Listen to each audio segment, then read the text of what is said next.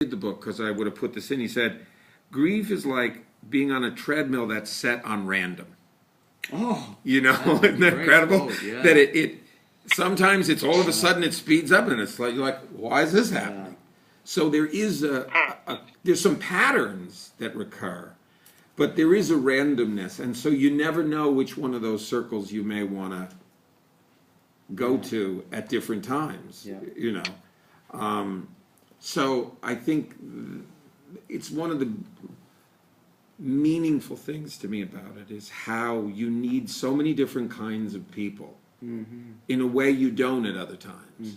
You know, you really need the friend that just goes, I'm not talking about anything serious, we're going to a ball game. Absolutely, yeah. That person has their place here. Everybody can have their place if it's understood right, the phenomenon understood right. Agreed. And I'm sure that part of what your work is when to push and when to go back and when to... Yes, Professor?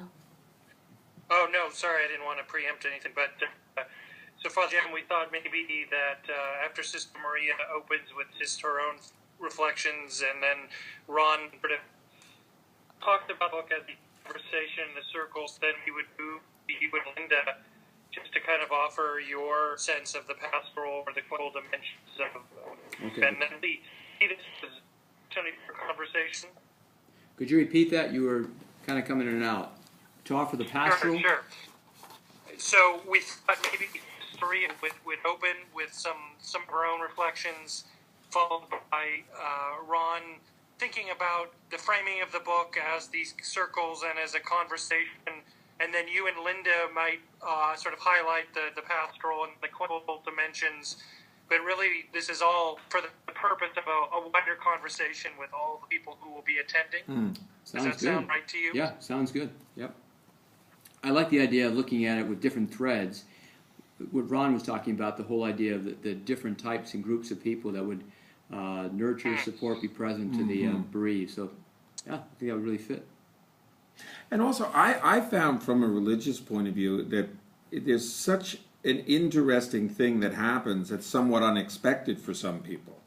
In some cases, obviously, faith is a go-to comfort. I don't know if you saw Joe Biden was just on the Stephen Colbert show and spoke incredibly about what faith has meant to him at this time.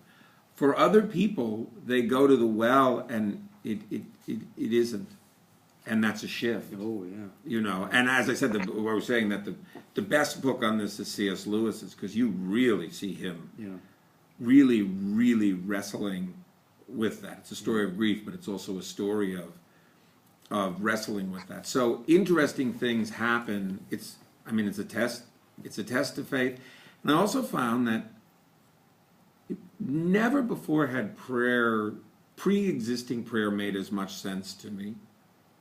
Because at a time when you don't know what to say, it's very nice to have that sort of tradition to go back to. And that's actually what Biden said. He said that just having that known thing that you don't have to, you just go with it because it's bred in your bones. It would be worth people paying attention to that little piece of video because it was 10 minutes of, this is not a late night comedy show. But he was extraordinary because, of course, he just lost his son, and he's really in the belly of that beast. You can see that in him, I think. You were talking about an intellectual odyssey, Ron.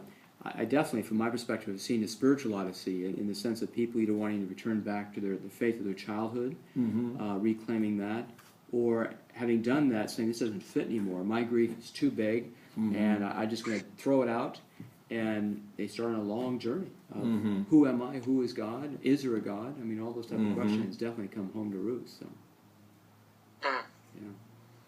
But I don't know if you have found this, but I know this is such an odd thing to say, but I think a majority of people, from my experience,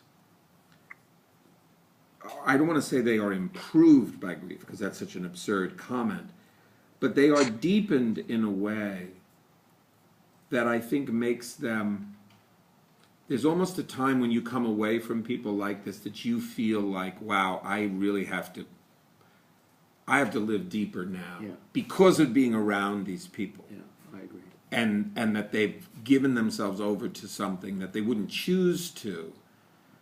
But there is a sense of them being forged by something and made, like watching Biden and Stephen Colbert, who's a comedian who I didn't know lost his brother and his father in a plane crash when he was very young.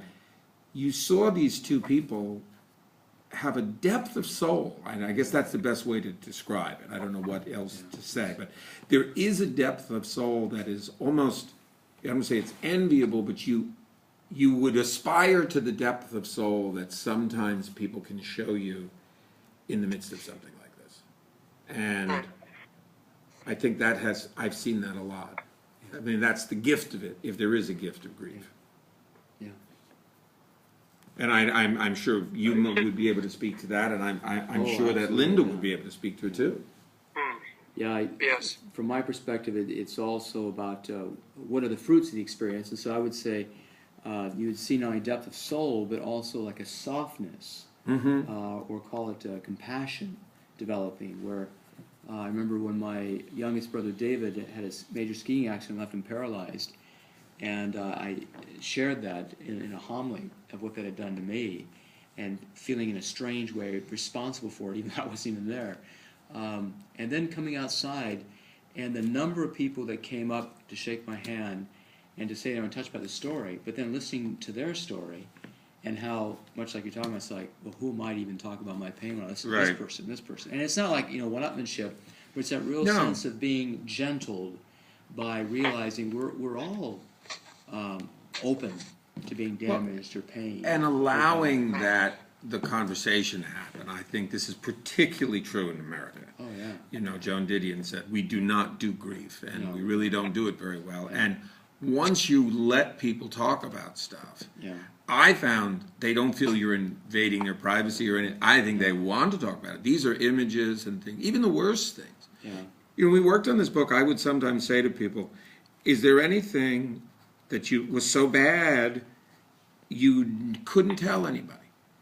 And the majority of them had something ready to go because they were asked, that we can't change the situation of what the laws, but you can change loneliness, the grieving people. Yeah. And I think the addition of loneliness to grief and the sense of alienation and stigma, that is something we could do a much better job of trying to, in our own way.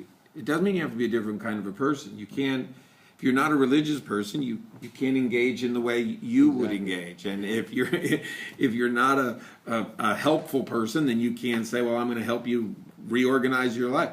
Yeah. You have to do it in your own way. Yeah, agreed.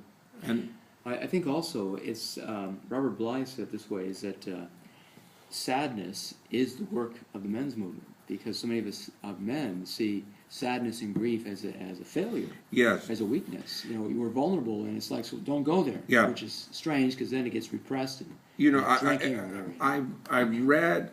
I recommend, and I have given away so many copies of the book Iron John. Yeah, it's a great book. Unfortunately, there's been so much silly folklore about the men's movements, guys in loincloths and tom-tom drums and all that kind of crap, when really it's an extraordinary myth. Yeah. It's an extraordinary piece of writing, and a lot of guys are going through that, that something breaks down, and even just physically, because men are, they tend to be fixers. Right. Even medically, a lot of men don't have to go to the doctor. That's not true of women. Women tend to much more, for obvious reason, are at a doctor. A lot of guys don't go to the doctor till something's significantly wrong. This is cut out.